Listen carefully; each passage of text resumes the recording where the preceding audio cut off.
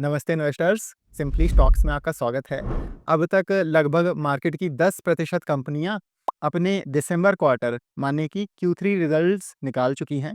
इसलिए आज हम Q3 FY26 रिजल्ट सीरीज की पहली वीडियो में 4 स्मॉल कैप बिजनेसेस डिस्कस कर रहे होंगे जिनके काफ़ी अच्छे रिजल्ट्स आए हैं।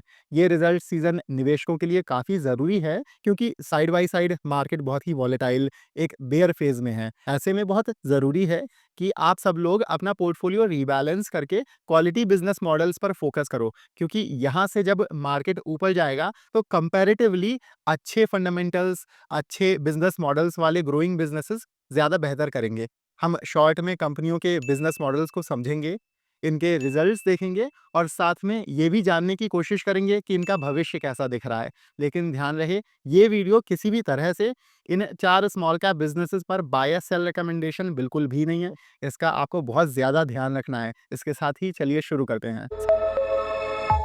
सबसे पहला बिजनेस जो हम कवर करेंगे वो है मनोरमा इंडस्ट्रीज। मनोरमा काफ़ी समय से हमारा अपना पोर्टफोलियो स्टॉक भी रहा है और इसको हम अपनी सिंपली स्टॉक्स कम्युनिटी और चैनल पर भी काफ़ी समय से कवर करते आए हैं। ये कंपनी एक प्रॉक्सी एफएमसीजी प्लेयर है और ये कन्फेक्शनरी, चॉकलेट और कॉस्मेटिक कंपनियों के लिए स्पेशलिटी फैट्स और कोकोआ बटर इक्विवेलेंट्स बनाती है, जो इन सब प्रोडक्ट्स में कोकोआ और बाकी फैट्स के रिप्लेसमेंट में यूज होते हैं। प्योर कोकोआ आपका महंगा होता है, इसलिए एफएमसीजी कंपनियों को ये सीबीई इस्तेमाल करके कॉस्ट बेनिफिट मिलता है और उनको ये फैट्स सस्ते पड़ते हैं। मनोरमा ये फैट्स मैंगो, शिया और सैल सीड से बनाती है, जिन्हें ये अफ्रीका और इंडिया के जंगलों से सोर्स करते हैं। कस्टमर्स की बात करें तो Mondelez, Ferrero, Nestle, L'Oreal, Body Shop जैसी कंपनियों को ये अपने प्रोडक्ट्स सप्लाई करते हैं। इनका रायपुर में प्लांट है। रिजल्ट्स देख लेते हैं एक बारी। तो अक्टूबर, नवंबर और दिसंबर के महीनों में या Q3 में इनकी सेल्स ज़बरदस्त 73% बढ़ी हैं और नेट प्रॉफिट तो 131% बढ़कर डबल से भी ज़्यादा हो गया है। एबिटा मार्जिन में थोड़ा एक्सपेंशन देखने को मिला है। मार्जिन 26.5% से बढ़कर 27.1% हो गई है। ओवरऑल भी अगर देखें तो इस फाइनेंशियल ईयर के 9 महीनों में अब तक इनकी बहुत अच्छी परफॉर्मेंस रही है। अप्रैल से दिसंबर में भी 81% सेल्स ग्रोथ आई है। इधर नेट प्रॉफिट मार्जिन 9 महीनों की लगभग 18% रही है। यहीं आप नीचे देखोगे, वैसे तो बहुत छोटा लिखा हुआ है, पर भारत से इनकी 44% सेल्स आई हैं और एक्सपोर्ट से 56%, जिनमें यूरोप इनका सबसे बड़ा मार्केट है। और रिजल्ट्स तो अच्छे आए ही हैं। एक और चीज़ अच्छी क्या हुई है कि मैनेजमेंट ने इस साल का ग्रोथ गाइडेंस फिर से बढ़ा दिया है। इन्होंने Q2 रिजल्ट्स के बाद इस साल का सेल्स टारगेट बढ़ाकर 1150 करोड़ रुपए कर दिया था। और अगर आपको याद होगा, हमने उस समय भी अंदाजे लगाए थे कि कंपनी आराम से 1225 करोड़ सेल्स तो कर ही ले जाएगी। और अब हम देख रहे हैं कि सेल्स टारगेट सीधा इन्होंने बढ़ाकर Q3 रिजल्ट्स के बाद 1300 करोड़ कर दिया है, जो कि आपकी पिछले साल से ज़बरदस्त लगभग 70% सेल्स ग्रोथ बनती है। बाकी ये अपने फ्रैक्शनेशन प्लांट की मेंटेनेंस करके उसे अपग्रेड कर रहे हैं। उससे इनकी कैपेसिटी 30% बढ़कर 40,000 मेट्रिक टन्स पर एनम से 52,000 मेट्रिक टन्स पर एनम हो जाएगी। ये वैसे Q3 में होना था, पर किसी कारण से ये डिले हो गया है। ये अपग्रेडेशन हमें FY27 में अच्छी सेल्स ग्रोथ दिलाने में मदद करेगा। और फिर इन्होंने अपने प्लांट के पास में ही 19.5 एकड़ की लगभग बड़ी ज़मीन खरीदी थी, जहाँ ये अपनी और मैन्युफैक्चरिंग कैपेसिटी ला रहे हैं। यहाँ आप पढ़ोगे कि इन्होंने अगले 2 से 3 सालों के लिए 460 करोड़ रुपए का केपेक्स प्लान रेडी किया है, जिसमें ये भारत में और थोड़ी अफ्रीका में भी कैपेसिटी लाएंगे। तो आपको 35 से 38 के पीई पर अच्छा ग्रो करता हुआ एक एफएमसीजी या प्रॉक्सी एफएमसीजी बिजनेस मिल रहा है, जिसे आप खुद से एक बारी स्टडी कर सकते हैं। Manorama cost plus business model पर वर्क करता है, जो इसे एक मोटेड बिजनेस मॉडल बनाता है। कॉस्ट प्लस माने कि एक तरह से मनोरमा ने अपने कस्टमर्स को बता रखा है कि हमारी देखिए इतनी-इतनी कॉस्ट है और उसके ऊपर हम 40-50% ग्रॉस मार्जिन लगाकर आपको बेच रहे हैं। यहाँ कस्टमर स्टिकीनेस भी हाई रहती है और ये मॉडल कॉम्पिटिटर्स को भी दूर रखता है। पर देखिए, मनोरमा अभी अच्छा है क्योंकि रिजल्ट्स अच्छे आए हैं, पर 3 महीने बाद या 6 महीने बाद अच्छा रहेगा कि नहीं, इसकी कोई गारंटी नहीं है। ये तो सबको पता है कि लॉन्ग टर्म इन्वेस्टिंग करनी चाहिए, पर आप ऐसे सोचो कि आप किसी कंपनी को लॉन्ग टर्म के लिए तभी होल्ड करोगे ना जब उसके हर क्वार्टर, हर साल अच्छे रिजल्ट्स आते रहेंगे। वरना लॉन्ग टर्म इन्वेस्टर्स तो वोडाफोन आइडिया और रिलायंस पावर जैसी कंपनियों के भी रहे हैं। इसलिए अगर आप एक सीरियस इन्वेस्टर हो या आपका पोर्टफोलियो बड़ा है, तो आपको सारे नहीं, कम से कम अपने पोर्टफोलियो बिज़नेसेस को तो ट्रैक करते रहना पड़ेगा। पर दिक्कत क्या आती है रिटेल इन्वेस्टर्स के साथ कि उनको पता ही नहीं चलता है कि कब किस कंपनी के रिजल्ट्स आ रहे हैं, और पता भी चल जाए तो ये नहीं समझ में आता है कि उन रिजल्ट्स को स्टडी कैसे करें। और तो और इतनी सारी कंपनियां हैं मार्केट में, 5,000 के आसपास, तो किस-किस को ट्रैक करें, स्टडी करें। तो इसलिए हमने सीरियस इन्वेस्टर्स के लिए एक पर्सनल व्हाट्सएप कम्युनिटी बनाई है, जहां हम 150 से ज़्यादा अच्छे-अच्छे बिज़नेस मॉडल्स को क्लोज़ली ट्रैक करते हैं। उनके business models, valuation, risk factors, कैसे रिजल्ट्स आ रहे हैं, सब पर डिटेल में डिस्कशन होता है। यहाँ हम अपना पोर्टफोलियो भी शेयर करते हैं और वन ऑन वन आपके सारे डाउट्स भी क्लियर करते हैं। हाँ, लेकिन हम किसी भी कंपनी पर बाय सेल कॉल्स नहीं देते हैं, हम सेबी रजिस्टर्ड नहीं हैं। हमारा काम सिर्फ़ आपको सही और पूरी इन्फॉर्मेशन देना है कंपनीज़ पर। ये एक पेड कम्युनिटी है और इसमें 2 प्लान्स हैं, ₹6000 का 6 महीने के लिए और ₹10,000 का साल भर के लिए। 6 महीने वाले प्लान में आपको मंथली रेट ₹1000 पड़ेगा और साल भर वाले प्लान में आपको मंथली रेट बस ₹850 पड़ेगा।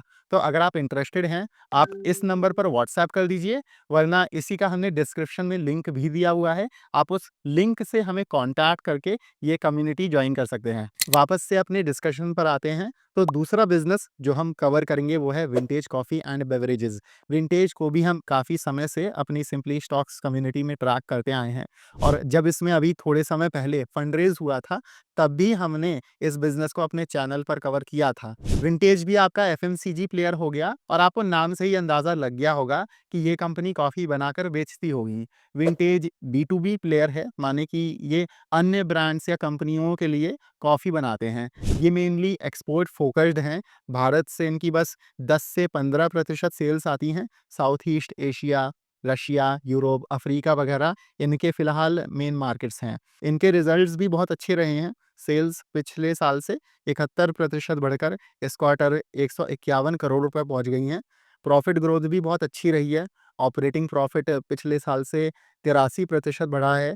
नेट प्रॉफ़िट में थोड़ी कम 53% की ग्रोथ देखने को मिली है। सभी कंपनियों की बॉटम लाइन पर ये नए लेबर कोड्स का फ़र्क पड़ा है। इसके अलावा इनका 4,500 मेट्रिक टन्स का एक बड़ा प्लांट आ रहा है, अभी मार्च तक, उसके लिए खर्चे बढ़े होंगे। ये बहुत ही ज़्यादा ओवरऑल अच्छे नंबर्स हैं। इनके पास अभी 6,500 मेट्रिक टन्स की स्प्रे ड्राइड और एग्लोमेरेटेड इंस्टेंट कॉफ़ी मैन्युफैक्चरिंग कैपेसिटी है, जो ऑपरेशनल है, और 4,500 मेट्रिक टन्स की और कैपेसिटी इसी मार्च में चालू हो जाएगी।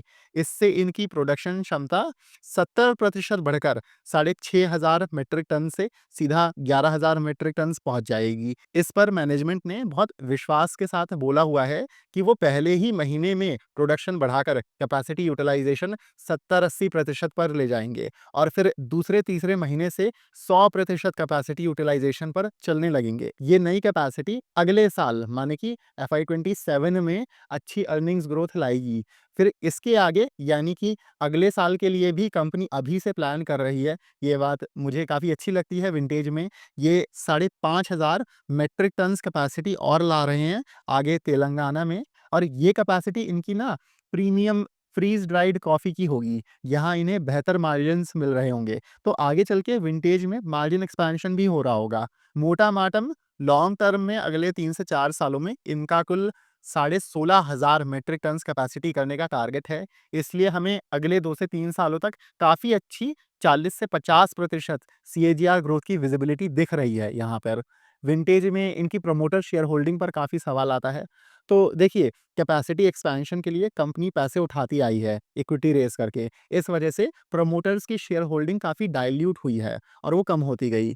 अब आगे जो फ्रीज़ ड्राइड प्लांट के लिए जो भी पैसे चाहिए होंगे, उसके लिए ये लोन ले रहे होंगे और अब इक्विटी फंड रेज़ और नहीं होगा, इसलिए प्रमोटर शेयर होल्डिंग आगे चलकर स्टेबल रहेगी। तो विंटेज कॉफ़ी एक अच्छा एफएमसीजी बिज़नेस है, जिसे आपको देखना चाहिए। वैल्यूएशन बहुत अच्छा है यहाँ पर, अभी ये बिज़नेस बस 32 के पीई पर मिल रहा है। मनोरमा और विंटेज के बाद अब हम लोग 2 ज्वेलरी बिज़नेसेस पीसी ज्वेलर्स और थंगमाइल ज्वेलरी को स्टडी करेंगे। पर इन दोनों को डिस्कस करने से पहले एक बहुत ज़रूरी पॉइंट है, जिस पर हम बात करेंगे कि सोने का दाम इतना ज़्यादा रैली कर गया है, क्या उसकी वजह से पीसीजे, कल्याण जैसे ज्वेलरी रिटेलिंग बिज़नेसेस पर नेगेटिव इफ़ेक्ट तो नहीं पड़ेगा? क्या यही एक कारण है जिस वजह से ये बिज़नेसेस इतना करेक्ट हो रहे हैं? इसको समझने के लिए आप पहले ये समझिए कि ज्वेलरी कंपनियां गोल्ड ट्रेडिंग से या सोने का दाम ऊपर बढ़ने से पैसे नहीं कमाती हैं, वो मेकिंग चार्जेस से कमाती हैं। जब सोना ऊपर जाता है तो by default making charge as a percentage भी बढ़ जाता है, इसलिए तब इनको वैल्यू गेन होता है। और जब सोने का दाम गिरता है तो क्या होता है, लोग भारी मात्रा में जाकर उस दिन सोना खरीदने लगते हैं, वहां पर इनको वॉल्यूम बेनिफिट मिल जाता है। अब ये बोलना कि सोने का दाम इतना ज़्यादा रैली कर गया है, तो क्या लोग सोना खरीदना बंद कर देंगे? हम इस बात से नहीं एग्री करेंगे। हाँ, शायद लोग अपना थोड़ा-सा सोना खरीदने का डिसीज़न टाल देंगे कि महीने भर बाद या हफ्ते भर बाद लेंगे, और उसमें भी ये सब रिटेलर्स गोल्ड स्कीम्स चला रहे हैं, ताकि कस्टमर्स को इतना फ़र्क ना पड़े। बाकी हम भारतीयों की तो देखिए, सोने को लेकर एक अलग ही रिलेशनशिप है। हम लोग हज़ारों सालों से सोने को एज़ अ स्टेटस सिंबल और इन्वेस्टमेंट टूल दोनों की तरह देखते आए हैं। और आप ऐसे समझो कि जो सोने का दाम इतना ज़्यादा रैली कर गया है, इसने लोगों की मेंटालिटी को और रीइंफोर्स किया है। इस सब से अब लोगों को और भरोसा हो रहा है ना कि सोना इतना अच्छा इन्वेस्टमेंट था, मुझे करना चाहिए था। तो बाय डिफ़ॉल्ट पता नहीं कितने समय तक वो फोमो वाली डिमांड तो बनी ही रहेगी। ऐसे में हाँ, शायद 2-3 महीने या क्वार्टर्स ठंडे जा सकते हैं, पर ओवरऑल लॉन्ग टर्म में इंडस्ट्री का आउटलुक और फंडामेंटल्स दोनों बहुत स्ट्रॉन्ग हैं। लोग अगले 10, 20, 50 साल भी सोना खरीदते रहेंगे भारत में। और ये उल्टा ऐसा टाइम है जब इस नेगेटिव सेंटिमेंट की वजह से सारे ही ज्वेलरी स्टॉक्स इतने कम वैल्यूएशन पर ट्रेड कर रहे हैं। और एक चीज़ मेरे को ये नहीं समझ में आती है कि ये कौन-सा नेगेटिव सेंटिमेंट है जो मार्केट लीडर को अफ़ेक्ट नहीं कर रहा है। मतलब आप देखोगे, टाइटन का स्टॉक बहुत ज़्यादा करेक्ट नहीं हुआ है। हाँ, बाकी जो आपके प्लेयर्स हैं, गडगिल हो गया, कल्याण हो गया, वो काफ़ी करेक्ट हुए हैं।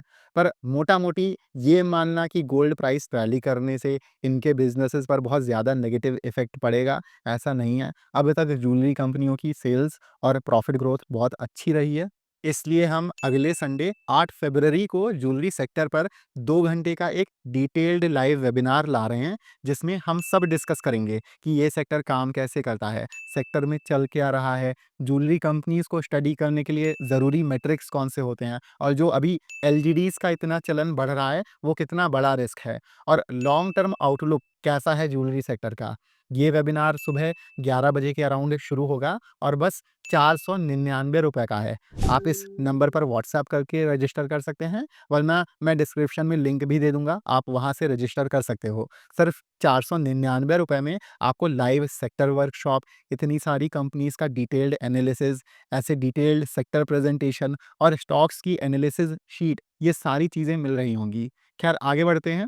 आप देखोगे, पीसी ज्वेलर्स की सेल्स पिछले साल से बढ़िया 37% बढ़ी हैं। ग्रॉस प्रॉफ़िट में और अच्छी 63% की ग्रोथ देखने को मिली है, और प्रॉफिट बिफोर टैक्स 29% बढ़ा है। हम यहाँ पर नेट प्रॉफिट ग्रोथ को नहीं देख रहे हैं, क्योंकि पीसी ज्वेलर्स सुज़लॉन की तरह लॉसेस से प्रॉफिट में आया है। तो बॉटम लाइन लेवल पर कई सारे टैक्स एडजस्टमेंट्स हो रहे हैं, पर ओवरऑल आप देखोगे कि ये बिज़नेस अच्छी डायरेक्शन में जा रहा है। इसके अलावा ये अपना डेट भी काफ़ी स्पीड से कम करते आए हैं, पे करते आए हैं, और इनका टारगेट है कि इस साल के अंत तक ये डेट फ्री हो जाएँगे।